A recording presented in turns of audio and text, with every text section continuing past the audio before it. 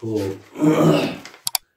استاد زن یا مردی که با یکدیگر خیانت میکند پشیمان میشوند از خدا صدقاً بخشش میپرسند آیا در قیامت باز از پشت همان گناهشون عذاب میکشند؟ هر یک بنده که در دنیا خواه زن خواه مرد وقتی که یا زن و شوهر وقتی خیانت کردن و صدقاً به سوی الله توبه کردن که خطا کردیم گناهگار شدیم الله مهربان ما را ببخش، خداوند اونا را میبخشد. شوهرم نماز نمیخواند، من با چی را با او فهمانم که نماز خواند و از من نرنجد؟ شما همین قدری که مقصد با سخنهای خوب هرگاه میبینی که مثال حالتش خوبه، یعنی حالتی گپ زدن هست، شما با مهربانی به حرمت او را دلالتی به نماز کنید. قبول کرد فایده خودش نکرد خواهر عزیز، انشاءالله گردن شما ساقطه. استاد از چی سبب است که در روز جمعه تا مردها از مسجد نبرایند؟ خواندن نماز پیشین به زنها اجازه نیست. اگه برای زنها خواهرای عزیز این خیلی نآمده است که تا مردها از مسجد نبرایند شما باید نماز نخوانید. برای همین یعنی شما در حالت همو ساعت نماز جمعه هم که اگر پیشیناتونه که برای شما اجازت است، برای شما رخصت است، شما میتونید که مقصد در خانه‌تون نمازهای هم پیشین تونه در همون وقتی جمعه هم که خوانین هیچ گناهکاری برای شما نیست. اگر شوهر گوید که بجای مادرم باشی دستی تو را قپم، گویا دستی مادرم را قپیدم، آیا در این حال زن طلاق میشه؟ نه، طلاق نمیشه. اینجا در زن طلاق نمیشه. اگر به شرط در اینجا گوید که مقصد تو بجای مادرم باشی، ما دیگر تماما دستی تر نمیقم، نه که نیتش طلاق باشه طلاق میشه.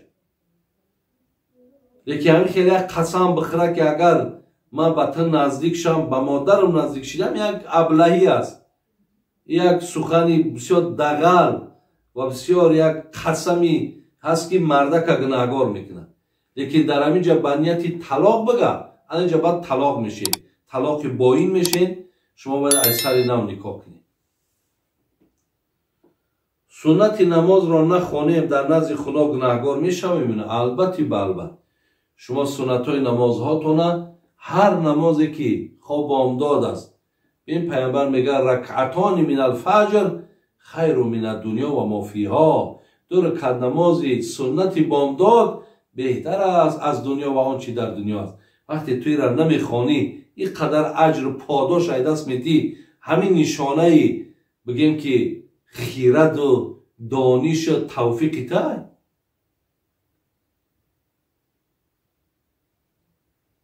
اگر همین نمازها را نخواندن لازم میشه، چرا پیامبر خواندش؟ چرا با تاکید کرد که در یک روز سنتایی که 5 وقت ما میخوانیم در نمازهای 5 وقته سنتای مؤکدن تاکید کردن؟ برای وقتی این تاکید شده را که ترک کردی البته گناهگار میشه.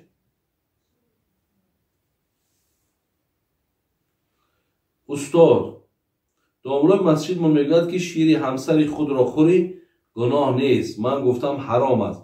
او گفت که در حدیث های ابو هریره جلد 2 حدیثی 603 آمده است که شیر همسر حلال است. استاد من این حدیث را جستجو کردم نیافتم، شما گوید آیا چنین حدیث هست یا نه؟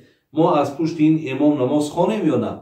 نماز از پشتش خوانیم برادران، لیکن مقصد این حدیث دلالتی بر اون نمیکنه که شیر زن تا بگیری باید بخوری.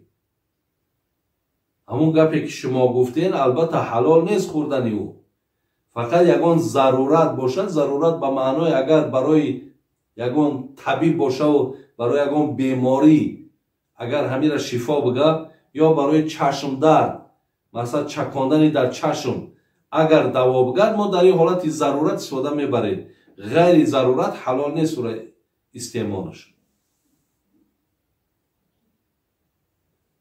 بابای حاجی من هر وقت سخن حق را گویم مرا حقارت میکنن، من چیکار کنم؟ نباشد من دروغ گویم تا باور کنه؟ شما سخن حق تو گفتن گیرین. در عوض سخن حق البته به البته بسیاری آدمایی هست نمیخواهند، ناراحت میشوند. لیکن شما سخن حق تو نگویی، بگذار تو باورم نکنم، بگذار تو اگر حقارتم کنم، لیکن برای باور کردن اینا تو سخن دروغ نگو که با گناهگار میشه. مرد بیماری روی جاگه است، زن نگاه و بینش نمیکنه. آیا اجازت هست که کلین یا دختر نگاه و بین کنه؟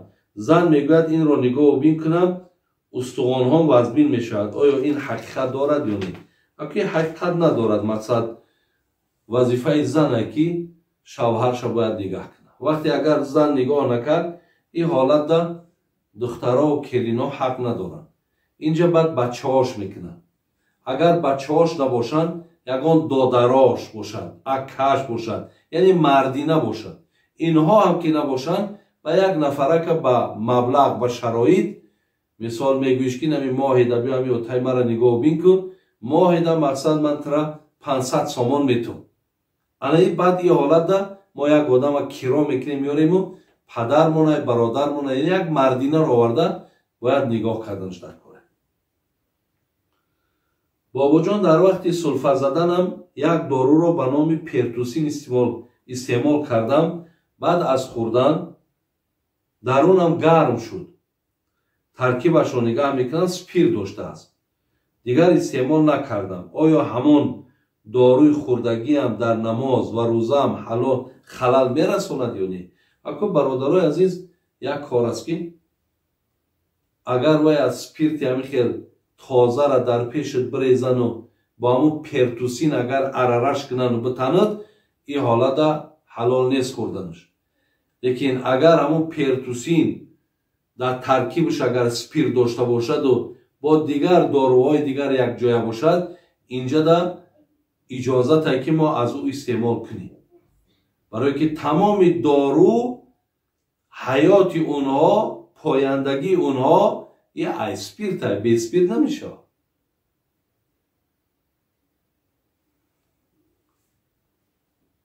خب با شوهرم 14 سال میشود زندگی دارم، 3 فرزند دارم، ولی شوهرم را دوست نمی دارم.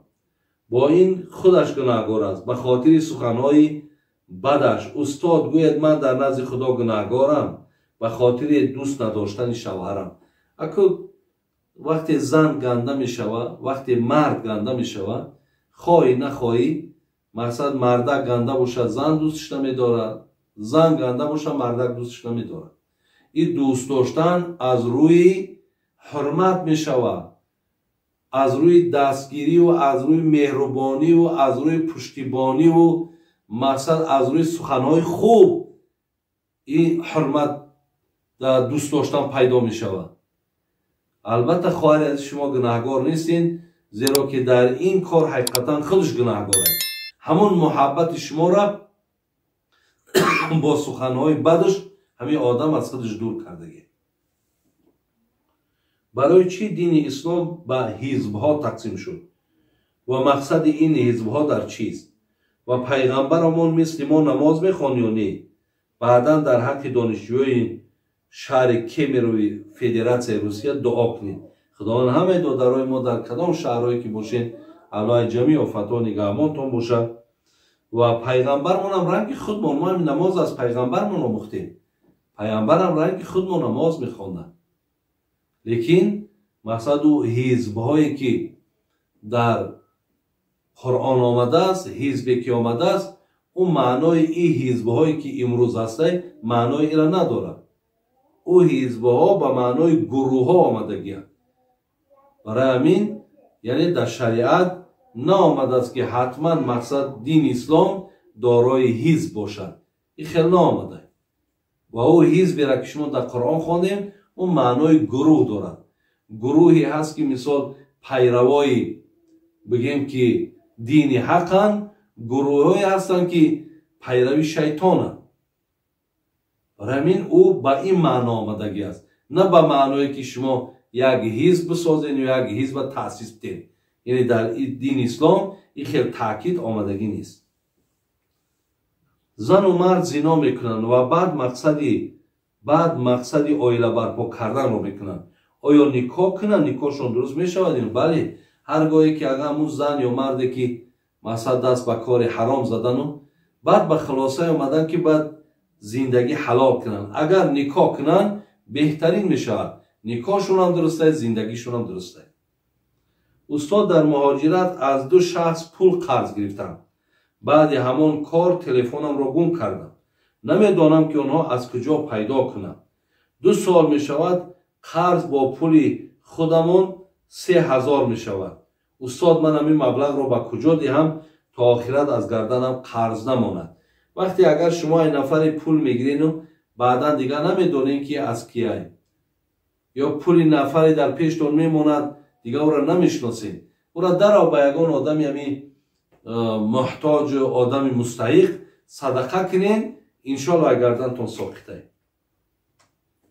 نابالغ و پیغمبرها هم در قبر میپوسند. اگه فقط در قبر نپوسیدن، این جسد پیغمبرها را گفتن، جسد نفرهایی که شهید شدند، جسد عالمهایی که در علم عمل کردند. اینها را گفتن نفرهایی هستند که مقصد در قبر یا در خاک جسدشون نمیپوسند. استاد عزیز، درباره زنهایی که زن دوم می شوند و زندگی زن یکم را ویران میکنند، التماس یکان صحبت کنید تا عبرت شود، چون که امروزها این گونه زنها زیاد شدند. اگر همه اینا عیب زنها نیستند. وقتی یک نفر زن دوم میگیرد، من که 10 بار گفتم که شما وقتی که اراده زنگیری میکنین پیش و پستانه فکر کنین، به همو مقصد امکانیت های خودت، به همو غیرت و بغیرتی خودت، همه همین ها را مقصد اول پیش رو بیاریم، بعد این کار کنیم. برای همین زن یکم زن دوم مقصد زندگیش ویران کرد، زن دوم زن یکم، همه از حساب خود هم مردکی است که همین کار در مقصد سببگار شدگی. برای همین این چیز ارزش نداره که بسیاری از جوانان را میبینی مقصد میان پیش ما میگن برای اونه که مقصد همین زن دوم خرسن شوه، میام زن یکم غیبت میکنم، زن یکم کمبودیاشا میگم، یا برای اونه که زن یکم مقصد دلش خرسن شوه، زن دوم مقصد تنقید میکنم. خیلی همین قدر گپ داری، همین قدر بگیم غیرت داری، همین قدر عقل شعور داری، آخی برای تو زن چی در کاره؟ نخواه که مقصد شیرینی زندگی تو یا مستحکمی زندگی تو یا مقصد بگیم دوستداری اکو تو با همین راه باشه. در این خیل حالت من همین قدر میگم که این مردک دیگر نه در پیش زن یکم محترم و اعتباره، نه در مثال بگیم در زن دوم. برای بسیاری کاری همه این زن اینجا همون زن دوم از حساب آنه که همین مردک وقتی گرفتی، اگه مادامی غیرت که نداری، مادامی حیبت نداری، مادامی که سیاست نداری، او مقصد زن میزنه، زن یکم حقارت میکنه یا زن یکم زن دوم حقارت میکنه. همه از حسابی همون سستی بگیم مردکا هست که کار به این راه میاد.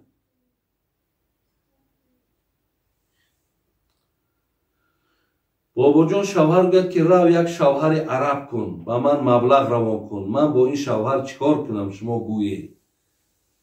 اگه خواهرای عزیز خیلی مردها را مردهای بیناموس میگن، وقتی میگه که برای یک عرب بگی مقصد حساب عرب مده پول روان که انا یکی تو زنی ما باش، برادری عزیز یا خواهری عزیز، این انسان این خیلی آدم ها را مرد نگناخه که ای حسابی نفری را که تو میره قطعی او مقصد شیشت خیز میکنی و باید پول روان میکنی یا این پول میخره. الله مهربان پرده کنه از این خیلی نفرهایی که مقصد شما را به این کار دلالت میکنه. این بسیار زیشته. اگر همین خیل نفر باشد خواهر عزیز با این خیل آدم یه روز زندگی کردن حرامه بخدا. این انسان هم نیست. استاد همین دعا را با ما ترجمه کنید و فهمونید. اللهم اینی اسألک من فضلک و رحمتک فانه لا یملکها الا انت. معناش همه که پروردگارا من فضلت را میخواهم و من رحمتت را میخواهم، زیرا اینکه این فضل این رحمت تو را بجز ذات تو کسی ندارد و کسی صاحب نیست. یعنی خدایا از فضل خودت، ای مرحمت خودت، از عطاهای خودت برای من نصیب بگردان، زیرا آن چیزی را که تو برای من میتی دیگر نفرها داده نمیتوان. معناش همیه. میگویند خدا از این بد نکند. آیا گفته این کلمه درسته؟ درسته. این بسیار دعای خوبه. برادره از هرگاهی که ما مثال بین یک شکرگزاریه. وقتی که اصلا مردم تاجیکی ما اگر یک درماندک میشود بین میگه الهی مهربان سپاسگزاریت میکنم که تا امروز تنی صحت داشتم که امروز درماندم کردی. خدایا با این بدم نکن.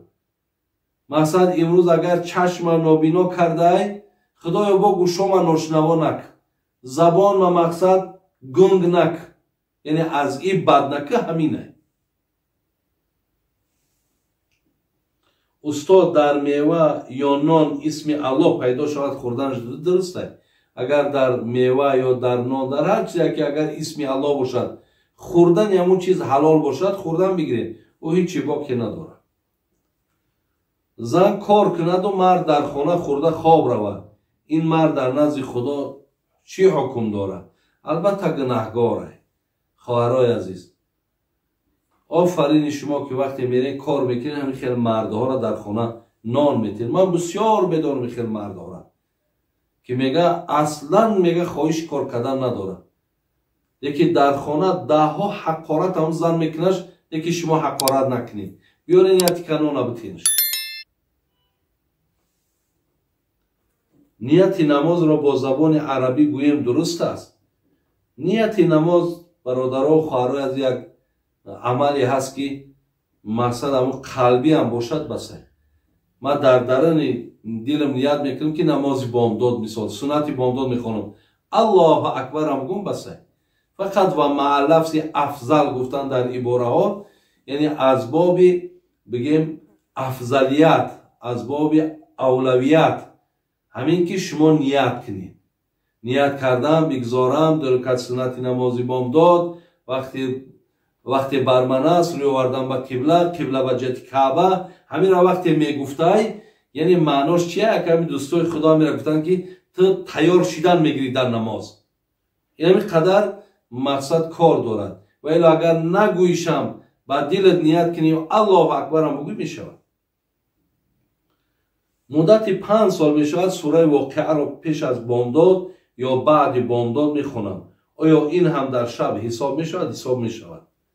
بابا جان در قبر کتاب قرآن گذاری جایز است؟ هیچ وقت جایز نیست. شما قرآن وقتی اگر در داخل قبر موندین شما گناهگار میشین. این کار هیچ وقت نکنید. اگر ورقای ویران پوسیده باشه میلش برین زیر خاک کنید. لیکن قرآنی نو برده در خانه قبر موندین شما با عدد هر حرفش در پیش خداوند گناهگار میشین. آیا همه پیغمبرها عرب بودن؟ نه برادر عزیز. یعنی 5 پیغمبر میگم پیغمبرای از مثال عرب بودن. یکی حضرت هود، یکی حضرت صالح، یکی حضرت شعیب، یکی حضرت اسماعیل، یکی حضرت محمد صلی الله علیه و سلم. این 5 نفر پیغمبرای عرب یعنی از بنی عرب بودن. خب ورزشکارها گوشهایشان را میشکنند. آیا این درست است؟ از روی اسلامی درست نیست. بعضی ورزشکارها بوده است که گوشهاشون خچون میشکسته.